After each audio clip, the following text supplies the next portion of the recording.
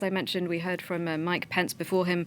We could see him there on our screens. Vladimir Putin. What did you make of those speeches? Well, they were quite contrasting speeches. I mean, I thought actually there was quite an interesting section in Putin's speech, which seemed to be a subtle dig against the Baltic states. He mentioned Lithuania and Latvia, and he noted that 95% of the wartime Jewish population of Lithuania was exterminated. And I wondered if there was a sort of political undertone there, because, of course, there have been these moves in, for example, the Lithuanian parliament to kind of, in a way, modify the historical record of Lithuanian authorities in World War II. And I just wondered if, in a way, Putin was kind of making the most of this very close appearance with Prime Minister Netanyahu to say, Russia and Israel kind of stand shoulder to shoulder on this issue, whereas other countries had a more ambiguous record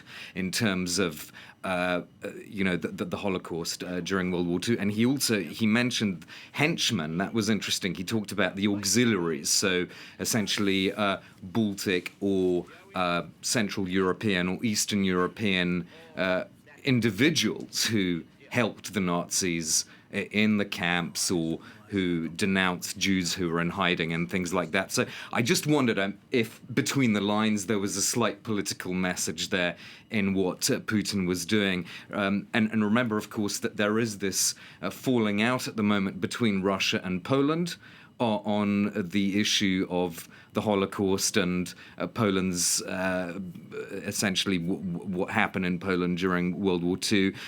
There's also a problem between Israel and Poland because of a law that Poland passed in relation to the Holocaust as well, and making it illegal to accuse Poles of being Holocaust perpetrators. So in a way, I was just wondering if Putin was kind of taking advantage in some way of those tensions between Poland and Russia on the one hand, and between Poland and Israel on the other hand. Mike Pence, of course, a pretty classic speech, what you'd expect from him. He's spoken before at the Knesset as the Israeli parliament, and he's seen as perhaps the most staunch supporter of the Israeli state that has come from kind of a U.S. administration in decades.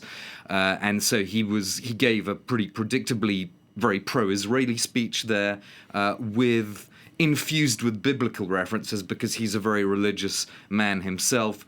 He believes in a biblical justification for the modern state of Israel as well as a political one. So, for example, he quoted Psalm 23, walking in the valley of the shadow of death.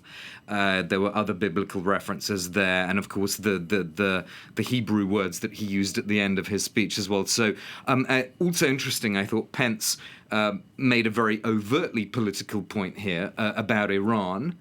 So, I mean, I would have expected Prime Minister Netanyahu to mention that, which he did, about the threat posed by Iran to Israel. But Pence did it very uncompromisingly as well. So I thought that was kind of interesting too.